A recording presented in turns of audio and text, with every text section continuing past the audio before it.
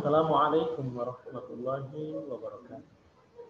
Nahmaduhu wa nusalli wa nusallimu ala rasulil karim amma ba'd. Qala Allah Ta'ala fil Qur'anil Karim, A'udzu billahi minasyaitonir rajim. Bismillahirrahmanirrahim. Ya ayyuhalladzina amanu kutiba 'alaikumus shiyam kama kutiba 'alal ladzina min qablikum la'allakum tattaqun. Wa qala Rasulullah sallallahu alaihi wasallam, Asyamu sunnah. Wa aidan man mata fi akhir kalamihi la ilaha illallah. Dakhala. Hadirin yang sama-sama mengharap ridha Allah Subhanahu wa taala. Kita bersyukur pada kesempatan kali ini Allah Subhanahu wa taala masih diberikan kesempatan pada kita untuk bisa melaksanakan perintah-perintah Allah Subhanahu wa taala. Bulan yang penuh berkah ini adalah bulan yang sangat ditunggu-tunggu oleh kaum muslimin di seluruh dunia. Bagaimana tidak? Karena di bulan ini Allah Subhanahu wa taala limpahkan keberkahan. Rezeki ditambah, pahala-pahala sunnah menjadi wajib. Pahala wajib Allah Subhanahu wa taala lipat gandakan menjadi 70. Bacaan Quran yang satu huruf tadinya 10 pahala, maka Allah akan ganti menjadi 70 pahala. Hadirin yang sama-sama mengharap itu Allah Subhanahu wa taala. Allah Subhanahu wa taala sayang sama kita. Tetapi kadang-kadang kita sendiri yang melupakan kasih sayang Allah Subhanahu wa taala. Tatkala Allah Subhanahu wa taala mencintai, menyayangi hamba, maka hamba itu Allah Subhanahu wa taala akan sibukkan dirinya ini dengan perkara-perkara agama. Hartanya digunakan untuk perkara agama. Dirinya untuk agama. Bahkan tidak hanya itu, perasaannya pun Allah Subhanahu wa taala gunakan untuk perkara-perkara agama. Karena di dunia ini yang paling penting, yang paling utama adalah agama. Dan yang sangat penting ini adalah usaha atas agama. Hadirin yang mulia, kita mengetahui bahwa uang itu penting. Tapi jauh lebih penting bagaimana mengusahakan itu uang. Uang yang banyak, hari-hari itu akan habis. Dipakai belanja ini, keperluan ini, sana kemari, akhirnya habis. Bagaimana ini uang ini agar tetap ada? Maka perlu adanya usaha atas uang. Usaha untuk mendapatkan uang. Jadi uang yang habis karena diusahakan akan tetap. Saking pentingnya ini uang diri yang mulia. Semua orang bergerak dari mulai bangun tidur sampai tidur kembali hanya untuk perkara uang. Tidak cukup di dalam negeri, sampai orang banyak keluar negeri mencari uang. Di dalam kota, di luar kota. Karena ini uang ini penting. Sampai ada orang mengatakan banting tulang. Bukan tulang dibanting-banting lagi. Hanya memperjuangkan uang karena mereka meyakini bahwa yang kehidupan ini yang paling penting itu adalah uang. Kalau tidak ada uang, Masya Allah, hidup kita akan susah. Kebutuhan kita tidak akan terpenuhi. Inilah keyakinan seperti inilah yang harus kita kikis, yang harus kita perbaiki. Hadirin yang mulia, uang itu penting. Ada satu perkara lagi yang jauh lebih penting dari uang. Apa itu? Yaitu kesehatan. Kita tahu uang penting, tapi jauh lebih penting yaitu kesehatan. Maknanya, buat apa kita banyak uang kalau kita badan kita sakit? Uang di rekening banyak, Masya Allah, sekian miliar, sekian juta, ratusan juta, miliaran, triliunan. Hanya bisa dinikmati oleh pandangan mata saja.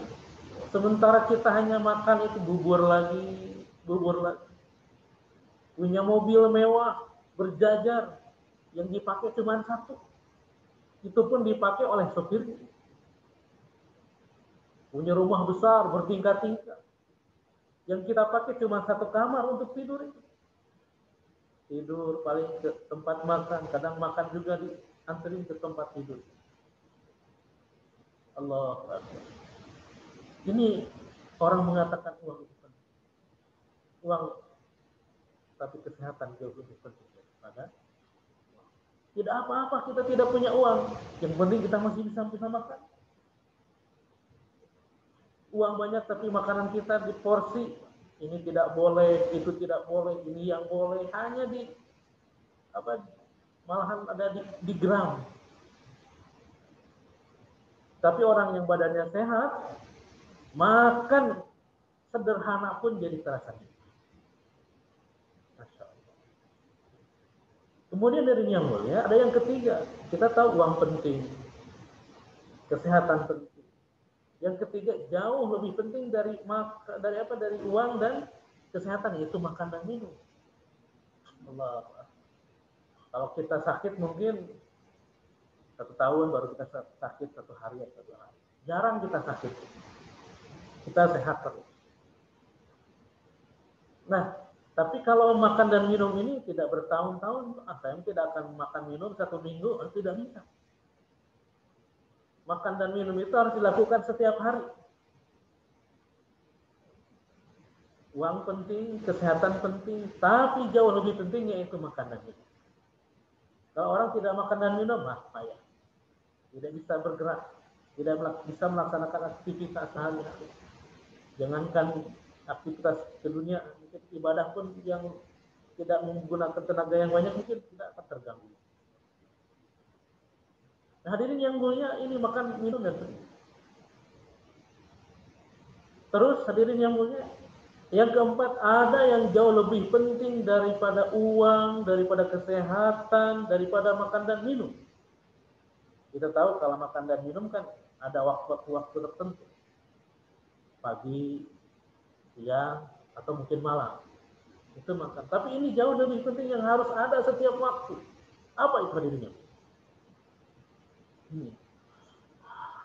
Udara. Ini penting. Bagaimana kalau kita tidak bisa menghirup udara 5 menit saja, Masya Allah. Bagaimana kondisi kita? 5 menit saja, kita mungkin akan kepayahan. Maka penting ini udara. Setiap detik kita harus menghirup udara. Dan udara ini harus dua. Ada yang masuk dan juga ada yang keluar. Kalau masuk saja misalkan sudah tidak keluar lagi, susah juga. Jadi harus alhamdulillah. Begitu saudara. Ini nikmat Allah Subhanahu wa taala jauh lebih penting dari makan dan minum. Tapi hadirin yang dirahmati Allah Subhanahu wa taala, ada yang jauh lebih penting dari itu semua. Dari uang, dari kesehatan, dari makan dan minum, dari udara, yaitu agama. Ini jauh lebih penting dari semua. Saking pentingnya ini agama, hadirin yang mulia, Allah Subhanahu wa taala kirim ribuan nabi. 124.000 nabi, 313 rasul Allah kirimkan hantarkan ke muka bumi ini untuk perkara agama. Hatta Rasulullah Sallallahu Alaihi Wasallam, orang yang paling mulia sedunia, tidak akan ada dunia yang nyata ini kalau tidak ada nur dari Rasulullah SAW. Rasulullah SAW sendiri pun dikorbankan oleh Allah Subhanahu Wa Taala untuk perkara agama. Allah, ini penting nih kan. Kalau orang tidak punya uang, ujung-ujungnya sengsara, ujung-ujungnya mati. Kalau tidak ada kesehatan, sakit terus, ujung-ujungnya meninggal dunia, udah selesai. Kalau orang tidak makan dan minum, lapar, ujung-ujungnya mati. Kalau orang tidak ada bisa menghirup udara, ujung-ujungnya meninggal dunia, udah selesai. Tetapi ketika orang hidupnya tidak ada agama, jangankan di akhirat, di dunia pun sudah Allah berikan kesusahan, baik atau kesusahan. Karena yakin Allah Subhanahu wa taala meletakkan kejayaan, kesuksesan, kebahagiaan hidup manusia ini hanya Allah Subhanahu wa taala letakkan dalam amal-amal. Amal agama yang mana? Agama yang dicontohkan oleh baginda Rasulullah sallallahu alaihi wasallam. Tetapi hadirin yang mulia, hari ini Banyak umat-umat Islam yang belum mampu mengamalkan ini agama. Tetapi kita lihat ke belakang masa yang lalu, ketika zaman para sahabat radhiyallahu anhum ajma'in, para sahabat telah mampu mengamalkan ini agama dengan sempurna. Kenapa sahabat bisa seperti ini? Karena sahabat memiliki sifat-sifat mulia, sifat-sifat yang harus kita jadikan teladan, sifat-sifat yang muncul dari didikan dan dedikasi Rasulullah. Nah, hadirin yang mulia, kita yang hidup sekarang ini pun akan mampu mengamalkan ini agama dengan sempurna apabila kita pun melihat, menteladani, menjadikan ibrah bagaimana sifat-sifat mulia sahabat ini wujud di dalam diri kita. Maka kita akan mampu mengamalkan agama dengan sempurna. Mengamalkan agama dengan ikhlas, dengan ihtisab. Mengamalkan agama dengan ringan. Jangankan perkara-perkara ringan, hatta perkara berat pun akan terjadi. Contohnya, sholat itu ringan, yang berat itu jihad fisabilillah. Maka sahabat ini memandang kedua amal ini sama saja, sama-sama ringan. Karena apa? Karena keyakinan dalam hatinya telah tertancap bahwa la ilaha illallah, bahwa segala sesuatu diciptakan Allah Subhanahu wa taala, Al-Khaliq, Allah Al-Malik, Allah Ar-Razzaq. Inilah keyakinan sahabat yang tertancap kuat di dalam hati sahabat. Kalau iman kita kuat, maka amal-amal agama apapun akan terasa. Nah, hadirin yang sama-sama mengharap ridha Allah Subhanahu wa taala. Kita bersyukur dijadikan oleh Allah Subhanahu wa taala orang yang beriman.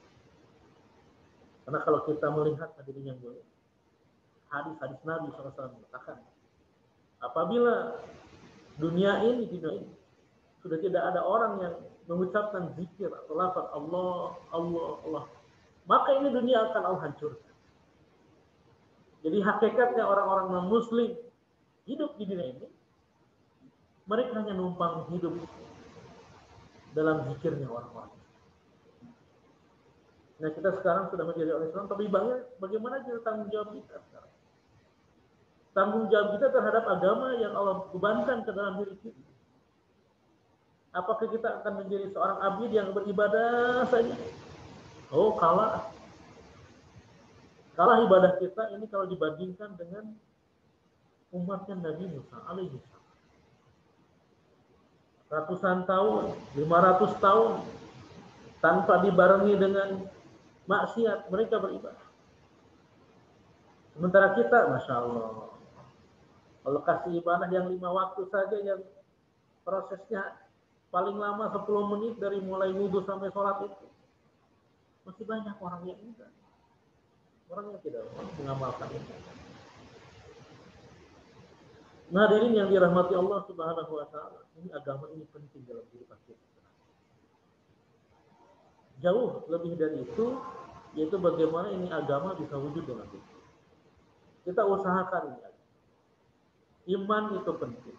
Tapi jauh lebih penting bagaimana mengusahakan iman. Iman yang ada dalam diri kita lambat laun kalau tidak diusahakan, maka kita akan hilang juga itu. Bagaimana halnya uang tadi. Kalau tidak diusahakan akan habis. Air penting, kalau tidak, tapi jauh lebih penting mengusahakan air.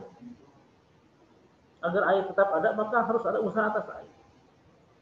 Begitu juga iman kita ini. Allah telah kasih modal ketika kita masih di dalam alam ruh. Kita sudah bersyahadat, sudah menyaksikan kepada Allah Subhanahu wa taala. Qalu bala syahid. Jawaban kita seperti itu.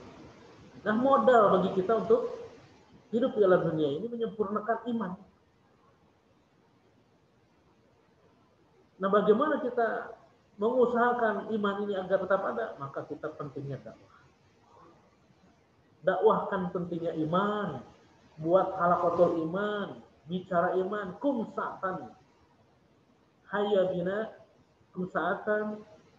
Kalau sahabat seperti itu,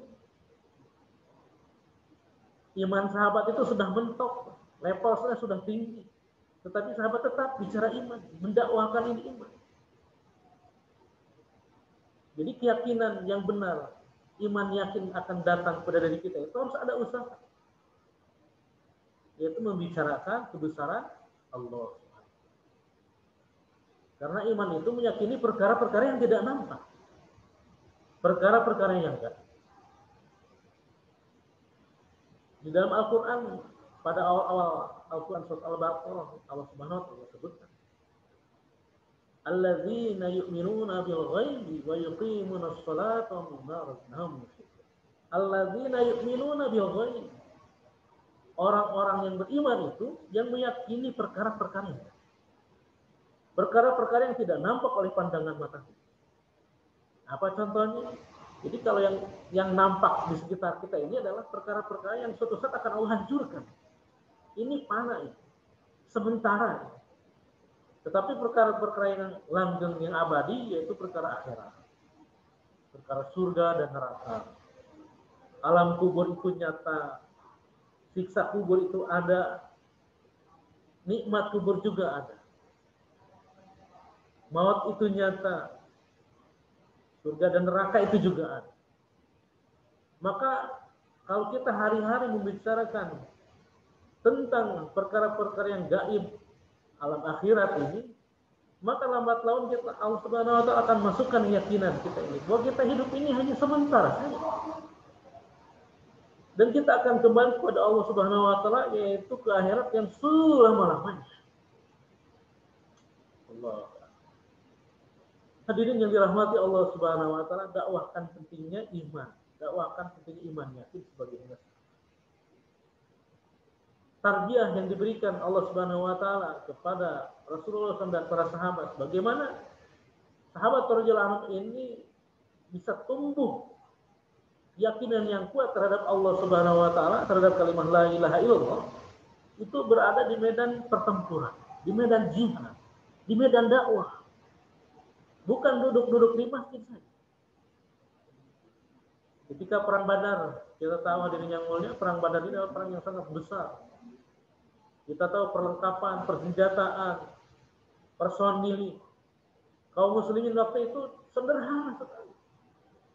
313 kaum muslimin, peralatan pedang perang yang sederhana. Perang di padang pasir yang tandus, yang panas. Melawan pasukan yang sempurna peralatan perangnya dan jauh lebih besar, berlipat-lipat jumlah mereka. Tapi sahabat radhiyallahu anhum atas didikan Rasulullah SAW, atas tarbiyah dari Rasulullah SAW, mereka tidak meyakini perkara-perkara yang nampak. Karena imannya betul kepada Allah Subhanahu wa taala, maka Allah tolong hadirin. Pasukan sedikit ini bisa mengalahkan pasukan yang banyak. In tansurullaha yansurkum wasabit aqdam. Jika kalian menolong agama Allah, maka Allah akan menolong kalian. Allah kirimkan ribuan malaikat untuk menolong sahabat. Yakinnya sahabat tambah yakin, ternyata benar apa yang dikatakan oleh Rasulullah. Hadirin yang dirahmati Allah Subhanahu wa taala. Begitu juga sahabat yakin terhadap kalimat Muhammad Rasulullah. Bahwa tidak ada yang baik untuk mencapai kebahagiaan dunia dan akhirat dengan cara hidup Rasulullah, mengikuti jejaknya Rasulullah. Allahu Akbar. Sedikit diulang, kalimat la ilaha illallah itu artinya bahwa tidak ada yang berhak disembah selain Allah. Maksudnya bagaimana ini? Itu mengeluarkan keyakinan dalam hati kita ini terhadap makhluk dan masukkan kebesaran Allah Subhanahu wa taala. 13 tahun Rasulullah SAW ini menggembleng sahabat, mentarbiyah sahabat agar masuk itu keyakinan ke dalam hati ini 13. Periode Mekah itu bab yakin kepada Allah Subhanahu wa taala. Belum ada perintah sholat, belum ada perintah amal-amal yang lain, hanya perintah yakin agar iman yakin ini sempurna. Begitu juga dengan kalimat Muhammad Rasulullah, bahwa Nabi Muhammad adalah utusan Allah. Apa maksudnya? Untuk mencapai kebahagiaan dunia dan akhirat, kelulusan, kejayaan hanya dengan mengikuti cara hidupnya Rasulullah. Ini juga terbukti sahabat ini bukan duduk-duduk dalam majelis saja, tapi dalam perang itu. Bagaimana Rasulullah SAW memerintahkan, wahai sahabat, kalian yang ada di Bukit Uhud jangan turun, pasukan yang ada di situ jangan turun. Maka bertempurlah, terjadi pertempuran perang Uhud. Hadirin yang mulia. Melihat pasukan sudah mulai kalah, banyak harta ghanimah yang ditinggalkan. Allah, maka umat muslim waktu itu lalai. Mereka ramai mengambil ghanimah. Dan yang di atas bukit pun ikut turun juga. Allahu Akbar. Mereka ramai-ramai mengambil harta rampasan itu. Ketika pasukan yang ada di atas bukit Uhud ini turun, maka Khalid bin Walid waktu itu menjadi panglima perang kaum kafirin. Melihat ke belakang, Mas. Ini kekuatan Islam telah lengah, maka Khalid bin Walid langsung mengatur strategi kembali, mengatur barisan pasukannya, dan menyerang kembali pasukan kaum muslimin dari belakang. Akhirnya kalah dulu. Kenapa bisa kalah di perang Uhud ini? Karena sahabat menjadikan perintah Rasulullah SAW ini tidak dilaksanakan. Padahal Rasulullah telah mengatakan, hai sahabat, kalian jangan turun. Nah, ibroh dari pelajaran dari kejadian ini, maka sahabat betul-betul yakin terhadap apa yang disampaikan oleh Rasulullah SAW itu, yang diperintahkan harus dilaksanakan, yang dilarangnya jangan dilaksanakan. Inilah keyakinan terhadap kalimat Muhammadur Rasulullah. Jadi iman kepada Allah, iman kepada Nabi itu ada dalam medan tertentu, ada dalam medan dakwah, ada dalam medan jihad. Nah, sekarang ini kalau bertempur kita dengan siapa? Berjihad, pegang senjata pun dengan siapa? Maka kewajiban kita untuk menaikkan iman kita agar tetap ada, kita berdakwahkan ini agama kepada Allah. Kita belajar meluangkan waktu untuk iktikaf di masjid dalam rangka menyampaikan ini agama kepada orang-orang. Sampaikan ini kalimat Allah, bicarakan Allah Subhanahu wa taala kepada orang-orang bahwa Allah ini Al-Khaliq, Allah yang mencipta. Allah Al-Malik, Allah yang memiliki kita, memelihara kita. Allah Ar-Razi, Allah yang memberikan rezeki. Hadirin yang mulia, yang hari ini banyak orang sudah, Masya Allah, untuk perkara rezeki itu. Banyak orang yang sudah salah pemahaman, salah keyakinan. Pekerjaan itu tidak bisa mendatangkan apa rezeki. Yang mendatangkan rezeki adalah Allah Subhanahu. Perdagangan itu tidak bisa mendatangkan rezeki. Yang mendatangkan rezeki adalah Allah. Yang membuat sakit itu bukan perkara makhluk, tapi Allah Subhanahu wa taala membuat kita sakit. Dan yang menyembuhkan itu juga bukan obat, tapi Allah Subhanahu wa taala. Allah Subhanahu wa taala bisa menyembuhkan penyakit seorang hamba, baik pakai obat, tanpa obat, ataupun berlawanan dengan obat itu sendiri. Inilah kuasanya Allah Subhanahu wa taala. Maka itu hadirin yang mulia, kita sama-sama belajar. Saya sendiri pun sedang belajar. Terus belajar. Bagaimana iman yakin ini bisa sempurna. Karena tadi dikatakan dalam sebuah hadis, man mata fi akhir kalam la ilaha illallah. Siapa yang mati, yang di akhir hayatnya bisa mengucapkan kalimat la ilaha illallah, dakhala jannah. Dakhala jannah. Pasti akan masuk surga. Nah, bagaimana kita mampu mengucapkan hal itu? Maka kita terbiasa dengan kalimat itu. Kita dakwahkan itu agar orang pun bisa mengamalkan. Baik, hadirin yang mulia, mudah-mudahan Allah Subhanahu wa taala bagi kekuatan bagi kita semua. Agar Allah Subhanahu wa taala mengistiqomahkan kita dalam hidayah. Agar tetap istiqomah hidayah kita itu ada dalam hati kita. Dan kita belajar untuk mengamalkan apa yang kita bisa, apa yang kita mampu, dan apa yang kita dengar. Tidak hanya mengamalkan, kita belajar menyampaikan kepada orang. Karena umat akhir zaman, umat baginda Rasulullah itu adalah umat dakwah. Umat dakwah. Sekarang para nabi sudah tidak ada, para rasul tidak ada, para sahabat sudah tidak ada. Maka ini agama harus sampai kepada orang yang, kepada bayi yang lahir menjelang hari kiamat. Kita harus sampaikan kepada mereka. Siapa tanggung jawab kita? Kuntum ummatul mukhliyatin. Ta'muluna bil ma'ruf. Kita selaku umat Rasulullah. Selamat menunaikan ibadah suci Ramadan yang ke-8. Semoga Allah Subhanahu wa taala terima amal ibadah kita, mengampuni segala dosa-dosa kita, mengabulkan segala hajat dan keperluan kita.